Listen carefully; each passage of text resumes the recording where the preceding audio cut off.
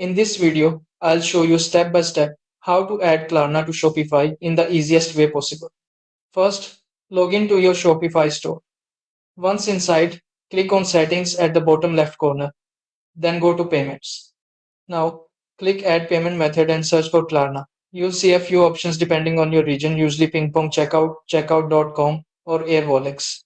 Select it, click Activate, then Connect.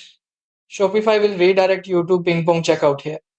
Create an account if you don't already have one by entering your email, phone number, and business info. After verifying your account, connect it to Shopify. Once done, Klarna will automatically appear under your payment providers.